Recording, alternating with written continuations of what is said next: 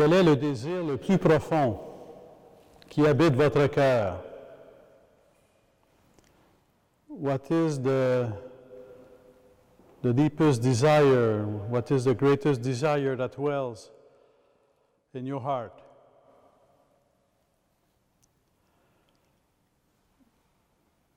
Est-ce que c'est le désir de sainteté? Dans la question de cheminement vocationnel, souvent on est très, et c'est compréhensible, là, on est très préoccupé de savoir à quoi est-ce que le Seigneur m'appelle.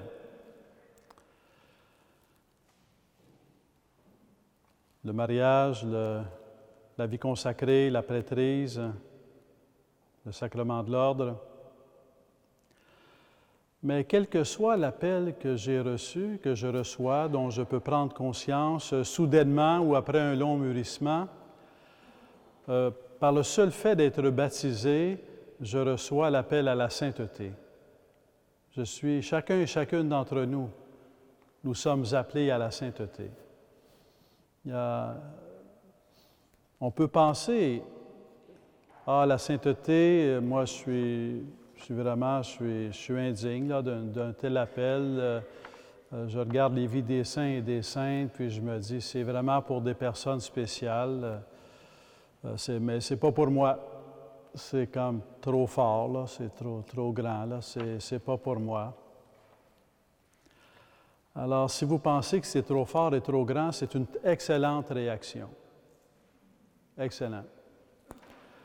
Parce qu'il n'y a personne qui devient saint ou sainte en pensant que c'est son œuvre. C'est l'œuvre de Dieu. Dans le cheminement vocationnel, il y a des gens il y en a parfois qui vont... Le cheminement vocationnel, ça va tout d'abord être tel ministère, tel service, telle vie, tel état de vie. Puis à l'intérieur de ce ministère ou de cette recherche vocationnelle, là, que je suis appelé à devenir prêtre, puis à l'intérieur de répondre à cet appel à devenir prêtre, vont découvrir l'appel à la sainteté. Puis il y en a d'autres, c'est qui ressentent l'appel à devenir saint, puis à l'intérieur de l'appel à la sainteté, vont découvrir l'appel à la prêtrise. Mais chose certaine, c'est qu'aujourd'hui, chacun, ici et maintenant, chacun et chacune d'entre nous, nous sommes appelés à la sainteté. Si ce n'est pas clair dans votre esprit à quelle forme de service le Seigneur vous appelle, sachez qu'il vous appelle dès aujourd'hui à la sainteté et que dans un certain sens, il ne s'agit pas d'attendre de savoir à quel service il m'appelle pour répondre à l'appel à la sainteté. Dès maintenant, je peux chercher à répondre à l'appel à la sainteté, puis à l'intérieur de cet appel à la sainteté, découvrir le service auquel il m'appelle. Encore une fois, il y en a pour qui ça va être l'autre point de vue, il y en a d'autres, ça commence par l'appel à servir, puis après la sainteté. Mais je voudrais ce soir avec vous regarder le point de vue où on est appelé à la sainteté, puis à l'intérieur, on découvre l'appel à servir. Marguerite Diouville, son cheminement, ça n'a pas été je vais fonder les Sœurs Grises. Elle était mariée, elle a eu 6 enfants. Son mari est décédé jeune, est mort jeune. Mais de ces 6 enfants qu'elle a eus, il y en a 4 qui sont décédés en bas âge, donc alors qu'ils étaient enfants. Et on peut à peine imaginer la douleur d'une mère, mais la douleur d'une mère qui perd ses enfants. Mais elle a eu la grâce de s'en remettre à Dieu. Elle a eu la grâce d'offrir sa douleur à Dieu, d'offrir sa vie à Dieu, d'offrir ses enfants à Dieu et de vraiment s'en remettre totalement à Dieu. Progressivement, sa douleur, ça a commencé par la douleur, pour ainsi dire, et sa douleur l'a amené à s'en remettre totalement à Dieu, à ce qui est devenu, s'en remettre au Père éternel, s'en remettre à la divine providence. Et de fil en aiguille, cette remise qu'elle faisait de toute sa vie entre les mains de Dieu s'est fait cheminement de service de service auprès des plus démunis, auprès des pauvres, auprès des malades. Cheminement pour finalement fonder une communauté religieuse. Mais ça partait d'abord d'une remise de soi entre les mains de Dieu, sans savoir d'avance ce que Dieu ferait de sa vie. C'est comme un chèque en blanc. Seigneur, je te remets ma vie, puis ton agenda, pas le mien, ton programme, pas le mien. Conduis-moi. Je te remets la vie. Cet acte fondamental, cet acte de base, cet acte profond, qui est aussi un moment de grâce parce qu'on ne fait pas ça tout seul, où on remet toute notre vie entre les mains de Dieu. Où la question la plus importante à ce moment-là, ce n'est pas à quoi est-ce que Dieu m'appelle, mais c'est que Dieu est là et je veux remettre toute ma vie entre ses mains. Quel que soit le moment où cette expérience va arriver, au début d'un cheminement, au milieu d'un cheminement ou à la fin d'un cheminement qui n'est jamais fini, mais ça fait partie de l'expérience spirituelle de passer par ces passages où on apprend à s'en remettre à Dieu et on apprend à faire l'expérience de s'en remettre totalement à Dieu. Pas un petit peu, parce qu'on s'en remet à Dieu, puis on part avec une partie de ce qu'on a remis. C'est pas évident tout remettre à Dieu, remettre toute sa vie entre les mains de Dieu. Alors, pour Marguerite Diouville, elle a remis toute sa vie entre les mains de Dieu et à partir de là, tout est devenu possible. Ça ne veut pas dire que ça a été facile. Je pense que ça n'a jamais été facile. Mais elle a remis toute sa vie entre les mains de Dieu. Puis elle a pu servir le Seigneur, servir les pauvres avec gentillesse, avec générosité, avec tendresse.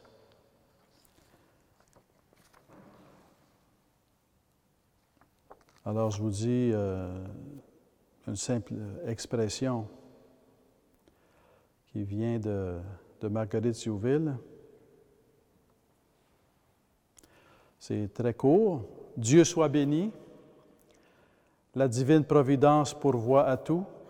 Toute ma confiance est en elle. Toute ma vie est entre les mains de Dieu. Et il y a eu un épisode que vous connaissez probablement, qui a comme été une grande épreuve parmi d'autres. C'est qu'à un moment donné, l'hôpital qu'elle tenait avec ses sœurs a brûlé. Et savez-vous quelle a été sa première réaction?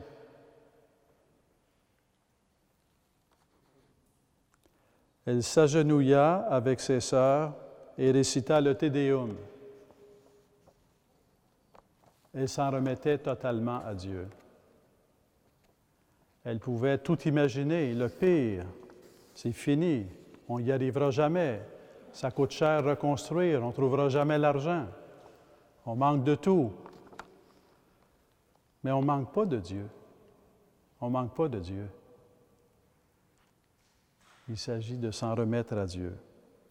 Et si vous n'êtes pas familier avec le Te Deum, alors je vous lis le premier couplet du Te Deum. À toi, Dieu, notre louange, nous t'acclamons, tu es Seigneur, à toi, Père éternel, l'hymne de l'univers. Une catastrophe arrive avec ses sœurs, elle récite le Te Deum. Toute sa vie est entre les mains de Dieu. Pour aimer totalement, comme Paul nous y invite dans la première lecture, c'est impossible si on ne remet pas sa vie entre les mains de Dieu. Impossible. L'amour que décrit saint Paul dans l'hymne à la charité, l'amour qu'il décrit, d'où vient-il? D'où vient son inspiration pour écrire un tel hymne à la charité? Qu'est-ce qu'il décrit quand il écrit l'hymne à la charité? De quoi parle-t-il quand il décrit l'hymne à la charité? De la croix, de l'amour de Jésus sur la croix. Dans toute la clé, pour ainsi dire, de l'hymne à la charité, c'est l'amour de Jésus sur la croix. Et Paul pourrait dire, saint Paul pourrait dire, le Seigneur qui est le Seigneur, a en lui le pouvoir d'aimer d'un tel amour, mais nous qui sommes des êtres humains, c'est impossible. On ne peut pas aimer d'un tel amour. Un tel amour est divin. Seul Dieu peut aimer d'un tel amour. Et pourtant, Saint Paul va oser appeler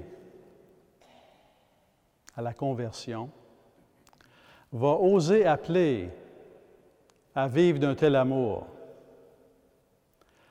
Est-ce que c'est parce que pendant un moment de distraction, il a oublié que c'était impossible à vivre d'un tel amour?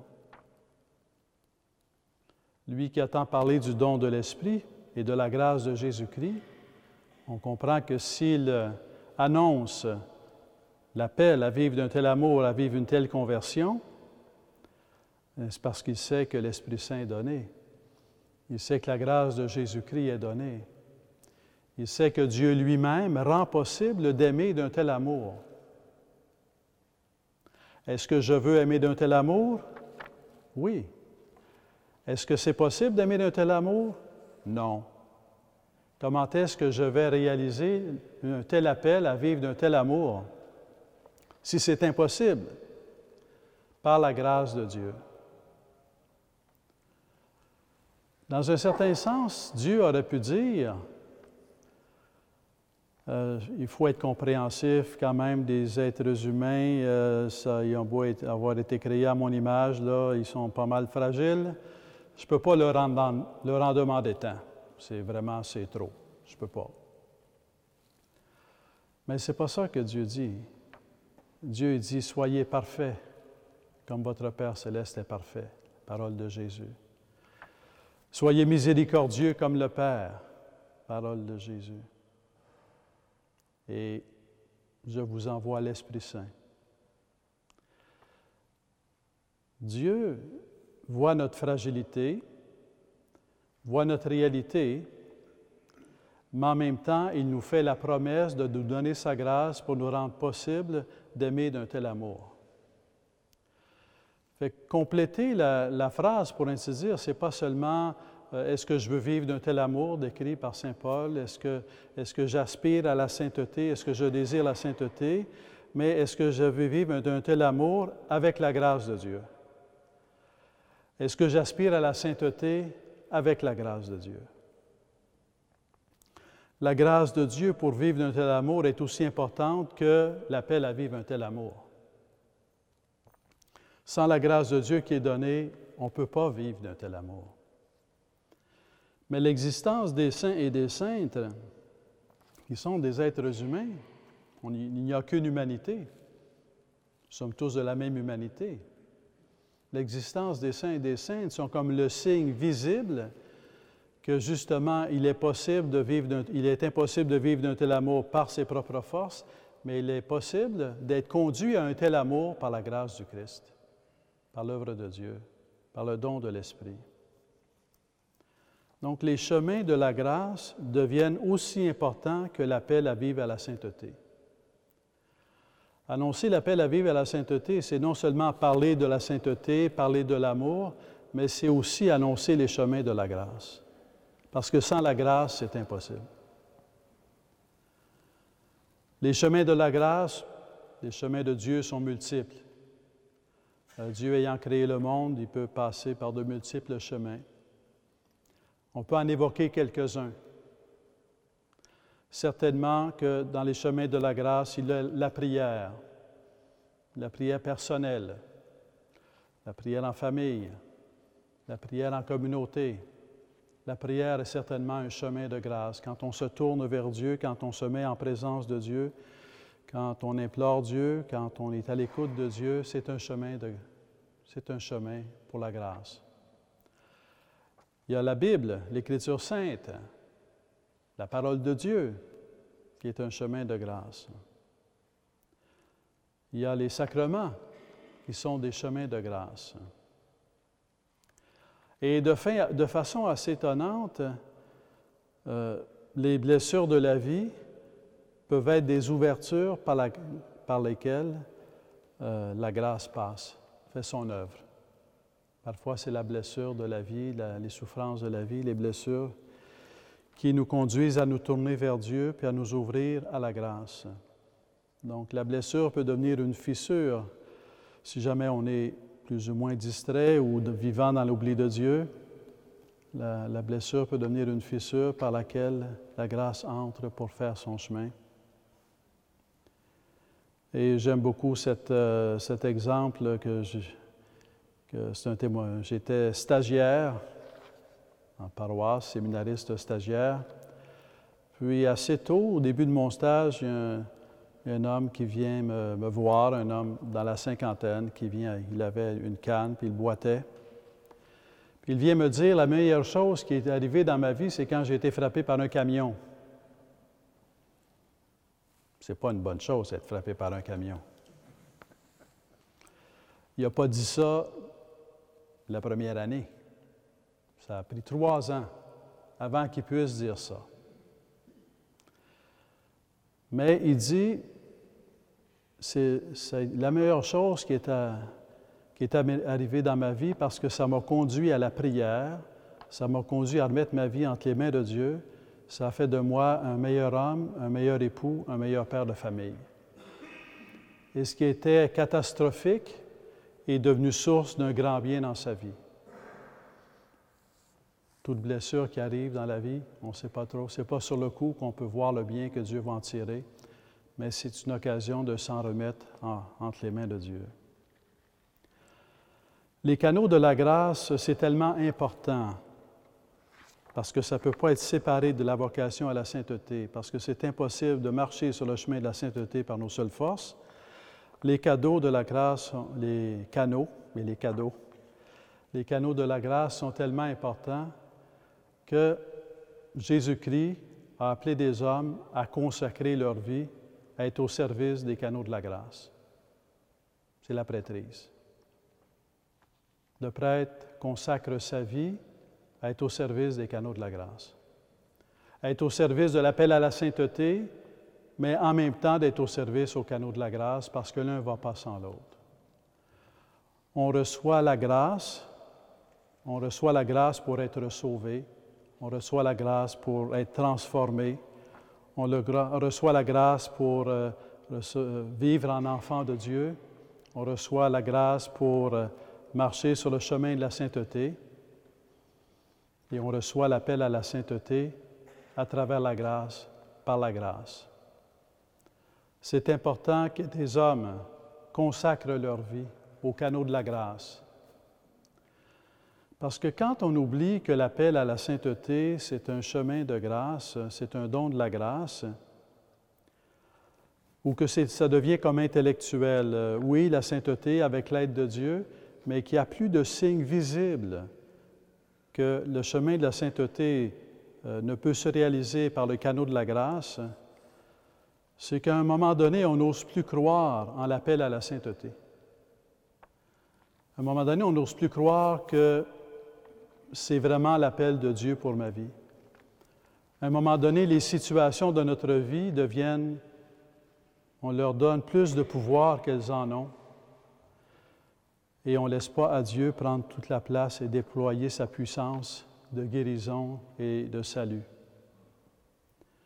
C'est important qu'il y ait des signes visibles de l'importance des canaux de la grâce,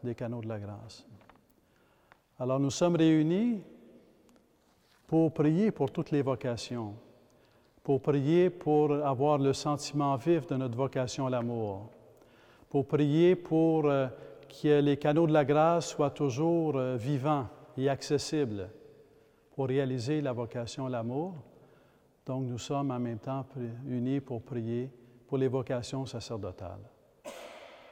Alors, nous prenons le temps de nous recueillir pour laisser l'Esprit Saint nous redire qu'il nous appelle à la sainteté, pour laisser l'Esprit Saint nous redire que par nous-mêmes, c'est impossible, mais pour laisser l'Esprit Saint nous redire la promesse de la grâce de Dieu en Jésus-Christ.